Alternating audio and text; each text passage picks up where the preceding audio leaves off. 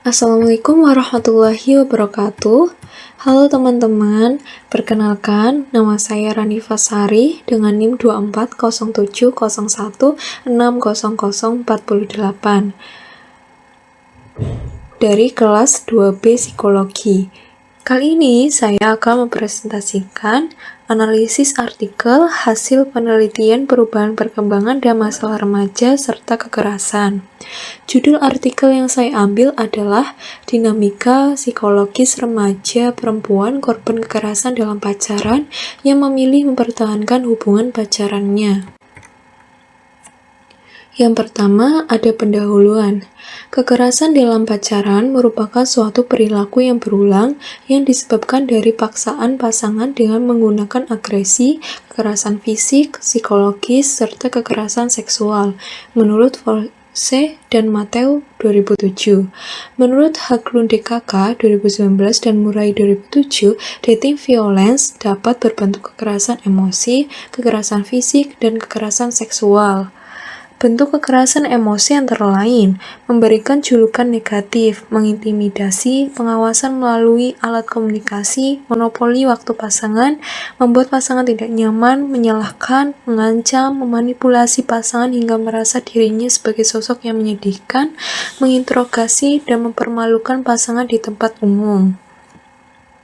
Kekerasan fisik dalam hubungan berpacaran merupakan tindakan membuat pasangan terluka secara fisik seperti memukul, mendorong, menghajar, membenturkan, atau melakukan beberapa kegiatan yang menimbulkan bekas luka pada pasangan. Selain itu, ada kekerasan seksual yang meliputi pemerkosaan, berupa sentuhan yang tidak diinginkan. Penelitian ini mencoba mengungkap dinamika psikologis korban dating violence dalam menjalani jalinan hubungan pacaran yang penuh kekerasan serta keinginan dari korban untuk tetap mempertahankan hubungan dalam melanjutkan hubungannya ke jenjang pernikahan. Selanjutnya ada tujuan penelitian. Tujuan dari dilakukannya penelitian ini adalah peneliti ingin meneliti dinamika psikologis, faktor penyebab dating violence, alasan dan sebab perempuan memilih tetap mempertahankan hubungannya meskipun mengalami dating violence serta dampak yang mereka rasakan akibat dating violence yang mereka alami. Selanjutnya ada metode penelitian. Dalam penelitian ini menggunakan metode penelitian kualitatif dan pendekatannya menggunakan pendekatan studi kasus. Dipilihnya pendekatan studi kasus dalam penelitian ini karena studi kasus dapat menyelidiki dan memaparkan suatu kasus atau permasalahan secara mendalam juga menyeluruh. Selanjutnya ada subjek penelitian.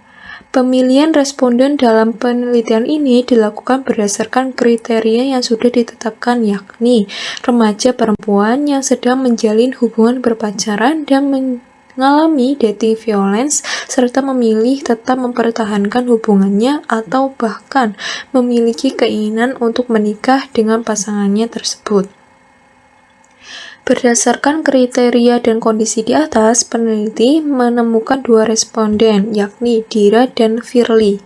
Dira, 19 tahun, adalah mahasiswi di salah satu PTN yang berada di Surabaya. Ia telah menjalin hubungan selama 3 tahun yang memilih mempertahankan hubungannya meski mengalami dating violence yang semakin parah tingkat kekerasannya dari waktu ke waktu. Responden kedua adalah Firly yang berusia 22 tahun dan merupakan mahasiswa salah satu PTS di Surabaya. Firly baru menjalin hubungan selama 8 bulan dengan pasangannya dan sudah mengalami kekerasan dalam pacaran pada 2 bulan usia hubungan. Selanjutnya ada pengumpulan data. Teknik utama pengumpulan data dalam penelitian ini adalah wawancara. Wawancara yang lebih tepat untuk penelitian kualitatif adalah wawancara semi terstruktur. Pengambilan data dilakukan antara bulan April 2020 sampai bulan Maret 2021. Wawancara dengan kedua responden dilakukan sebanyak 7 kali melalui chatting dan voice note WhatsApp karena kondisi pandemi. Selanjutnya ada analisis data. Teknik analisis data dalam penelitian ini adalah teknik analisis naratif. Uji keabsahan data dilakukan melalui wawancara dengan significant other untuk mengetahui apakah data yang diperoleh dari para responden sesuai dengan apa yang diungkapkan oleh significant other. Dalam penelitian ini, significant other Dira adalah teman SMA, sedangkan Philly adalah adik sepupu. Selanjutnya ada hasil dari responden. Berdasarkan olah data penelitian, pada bagian hasil ini akan memberikan rekonstruksi daripada responden dari latar belakang keluarga, proses dimulainya perkenalan, gambaran saat menjadi korban dating violence, alasan memilih bertahan dalam pasangan, serta dampak dan coping strategi yang dilakukan oleh responden. Nah, yang pertama itu ada hasil responden Dira. Dira berasal dari keluarga berstatus sosial ekonomi rendah. Sumber pendapatan hanya berasal dari ayahnya yang bekerja sebagai buruh pabrik. Ketika memasuki usia 16 tahun, Dira mulai tertarik dengan lawan jenis. Saat mulai menjalin hubungan berpacaran, orang tua Dira pada awalnya melarang Dira untuk berpacaran, namun Dira tetap bersikeras untuk menjalin hubungan berpacaran. Di sisi lain, Dira juga menyebutkan jika orang tuanya tidak memiliki kriteria khusus bagi calon pasangan Dira.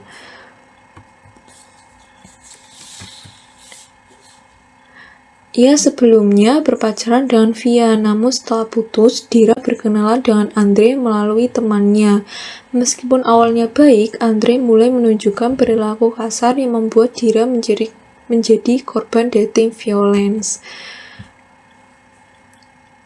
Andre mudah curiga, mudah cemburu, marah tanpa alasan, dan melakukan kekerasan verbal dan juga fisik kepada Dira seperti menjambak rambut, memukul, menampar, bahkan memasukkan kepala Dira ke dalam air hingga membuat Dira kesulitan bernafas. Nah, sebab si Andre ini mudah curiga itu karena si Dira memulai kuliahnya di jurusan teknik yang didominasi oleh mahasiswa laki-laki. Karena kondisi inilah Dira merasa takut saat sedang berkirim pesan dengan orang lain. Jadi kalau dia sulit dihubungi atau lama membalas pesan, itu tandanya dia sedang bersama Andre. Jadi si Dira ini lebih memilih membalas semua pesan dari orang lain jika sedang tidak bersama Andre. Selain itu ada kekerasan emosional dan pembatasan ruang gerak aktivitas Dira. Jadi si Andre ini membatasi Dira untuk berteman dengan lawan jenis. Jadi si Dira ini memutuskan membatasi pergaulannya dengan lawan jenis karena Andre melarang gitu. Kekerasan yang dialami Dira dikonfirmasi oleh teman SMA Dira, yakni Siti, yang mengetahui bahwa Dira menjadi korban kekerasan dari Andre. Dampak dari dating violence itu menyebabkan jari tangan Dira terluka seperti tulangnya terlihat memisah dan menonjol yang membuatnya merasa insecure. Jadi si Dira ini ngerasa beda aja gitu jarinya dibandingkan jari teman-temannya yang bagus, sedangkan jari si Dira ini terluka, tulangnya memisah gitu. Selain itu juga Dira mengalami trauma dengan nada tinggi dan terbayang seolah pasangannya akan memukulinya lagi. Dira bertahan dengan Andre karena terlanjur menyayangi dan sulit mengakhiri hubungan. Ia yakin Andre bisa berubah menjadi lebih baik dan juga terpengaruh oleh janji Andre untuk menikahinya yang diperkuat oleh niat Andre menemui orang tua Dira. Orang tua Dira juga mempercayakan Dira kepada Andre, padahal orang tua Dira mengetahui bahwa Dira pernah dipukul oleh pasangannya. Tapi si orang tua Dira ini menganggap bahwa si Dira yang bermasalah, jadi dia pantas buat mendapatkan hal itu. Selain itu, Andre menunjukkan keseriusan dengan memberikan sebagian gajinya kepada orang tua Dira. Nah, yang kedua ini ada hasil responden Firly. Firly yang mulai merasakan ketertarikan dengan lawan jenis saat remaja mendapatkan kebebasan dari orang tuanya untuk berpacaran dan memperhatikan latar belakang dan pendidikan pasangan. Ia menjalin hubungan pacaran pertamanya dengan Roy saat kuliah semester 4, tetapi hubungan itu hanya bertahan 1 bulan karena Roy mengaku pernah berhubungan seks pranikah dengan perempuan lain, jadi si Firly ini tidak terima akan fakta tersebut. Setelah putus, Firly berkenalan dengan Ferdi melalui Instagram dan 5 bulan kemudian mereka resmi berpacaran. 2 bulan setelah berpacaran, Ferdi mulai menunjukkan perilaku kekerasan terhadap Firly yang diklaim disebabkan oleh faktor turunan. Jadi dulu kayak bapaknya ini pernah ribut sama orang di jalan gitu. Jadi emang diklaim disebabkan oleh faktor turunan juga. Firly mengalami berbagai bentuk kekerasan, termasuk kekerasan seksual, verbal, fisik, emosional, dan pembatasan ruang gerak seperti melarangnya berteman dengan lawan jenis dan melontarkan kata-kata kasar. Ferdi juga melakukan kekerasan fisik seperti menjambak, memukul, dan menampar. Perlakuan kasar Ferdi terhadap Firly dikonfirmasi oleh Rena, adik sepupu Firly.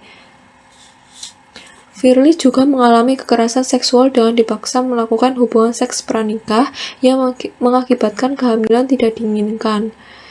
Untuk menyembunyikan kehamilan dari orang tuanya, Firly menggugurkan janin dengan obat yang direkomendasikan teman Ferdi, yakni Ais.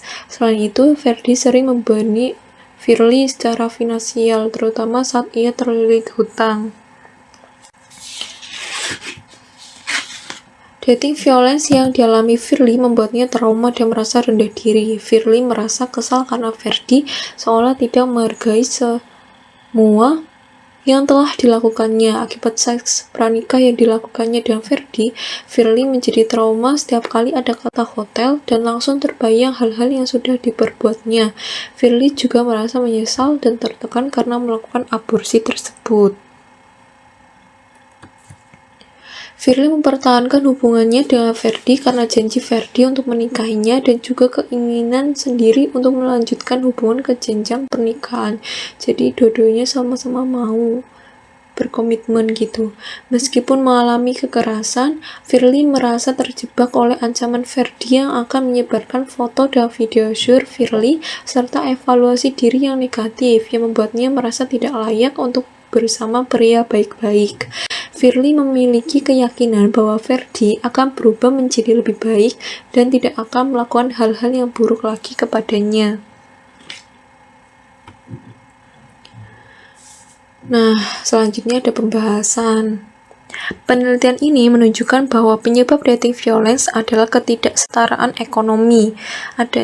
Terus selain itu adanya perasaan cemburu, bisa menjadi masalah emosional yang merusak dan mudah cemburu merupakan salah satu faktor pemicu terjadinya kekerasan dalam hubungan. Selain itu, dalam proses dating violence, dari pihak pelaku juga menyelipkan perasaan bersalah dan berjanji tidak mengulangi untuk berperilaku keras kepada mereka. Hal ini pula yang menjadikan perempuan menjadi luluh dan kembali pada hubungan tersebut atau bisa disebut dengan cycle of violence. Cycle of violence terdiri dari 3 fase, di mana masing-masing fase memiliki karakteristiknya sendiri. Fase pertama adalah fase di mana ketegangan antar pasangan mulai menunjukkan peningkatan.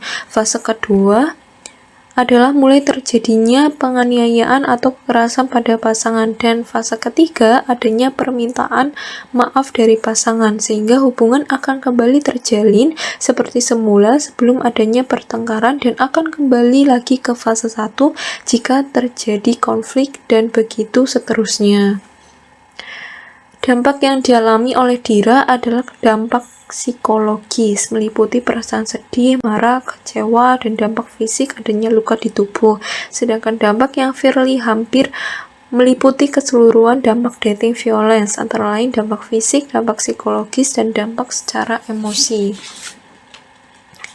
Korban dari kekerasan berulang kali akan lebih bisa bertahan dalam hubungan yang dijalaninya daripada korban yang mengalami sekali kekerasan, atau dengan kata lain, semakin sering dilakukan suatu kekerasan kepada pasangannya, maka pelaku akan semakin merasa bahwa korban menerima perilaku kekerasan tersebut. Mereka seringkali sangat yakin bahwa pacar mereka berbuat seperti itu karena kesalahan mereka, serta meyakini bahwa pacarnya akan berubah, tidak akan berbuat kasar lagi seiring berjalannya waktu. Kurangnya self-esteem dari responden juga menjadi salah satu alasan mengapa mereka masih bertahan dengan pasangan yang melakukan tindak kekerasan. Pada responden pertama, rendahnya self-esteem disebabkan oleh kondisi ekonomi keluarga. Pada responden kedua, rendahnya self-esteem disebabkan oleh hilangnya keperawanan.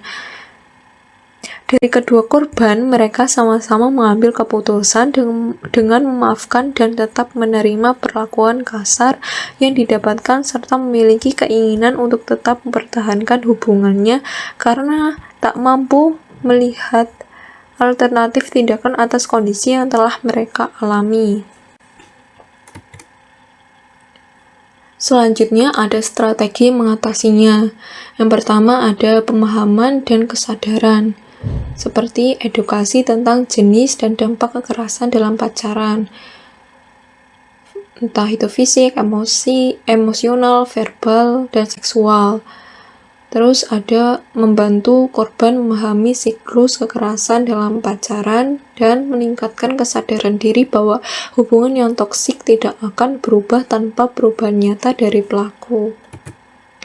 Yang kedua ada cara pendekatan psikologis, yaitu dengan psikoedukasi, memberikan informasi tentang hubungan sehat versus hubungan toksik. Terus ada terapi kognitif perilaku atau CBT, mengubah pola pikir korban yang membuatnya tetap bertahan dan mengajarkan strategi mengelola ketakutan serta kecemasan. Dan yang terakhir ada peningkatan harga diri, latihan self-compassion dan self-empowerment, serta membantu korban merasa layak mendapatkan hubungan yang lebih baik. Cara ketiga ada pendekatan sosial, seperti dukungan dari keluarga dan teman untuk mengurangi ketergantungan pada pasangan yang toksik.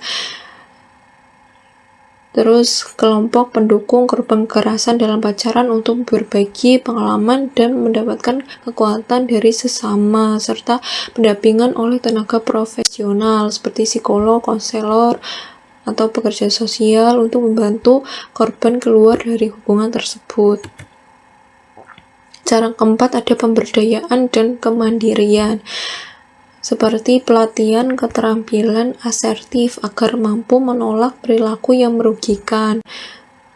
Terus ada pengembangan keterampilan hidup atau life skills untuk meningkatkan kepercayaan diri dan kemandirian, serta mendorong aktivitas positif seperti organisasi sosial, olahraga, atau seni sebagai bentuk ekspresi diri yang sehat. Terus cara kelima ada intervensi dan kebijakan seperti layanan, pelaporan, dan perlindungan hukum bagi korban kekerasan dalam pacaran, dan kampanye kesadaran masyarakat untuk menghapus stigma dan mendorong korban mencari bantuan. Nah, yang terakhir ada kesimpulan. Ketika menjalin hubungan berpacaran dengan orang yang belum dikenal dengan baik, apalagi hingga melakukan seks pranikah, dapat memberikan kerugian pada pihak perempuan, dan mereka menjadi rentan untuk mengalami dating violence. Dating violence itu sendiri mengakibatkan kerugian fisik maupun psikis bagi pihak korban, yaitu pasangan perempuan. Mereka juga akan kesulitan untuk keluar dari hubungan toksik tersebut karena bayangan stigma yang mereka hadapi. Di samping itu, rendahnya self-esteem pada diri responden akibat hilangnya keperawanan serta kondisi ekonomi yang lebih rendah dari pasangan mengakibatkan perempuan lebih memilih untuk bertahan dalam dating violence. Selanjutnya ada Unity of Science. Bismillahirrahmanirrahim. Wala taqrabus zina innahu kana fahisyatan wa sa'a sabila.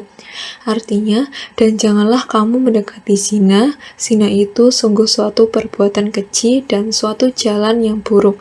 Quran Surat Al-Isra ayat 32. Oke, sekian video presentasi dari saya. Kurang lebihnya saya mohon maaf yang sebesar-besarnya. Wassalamualaikum warahmatullahi wabarakatuh.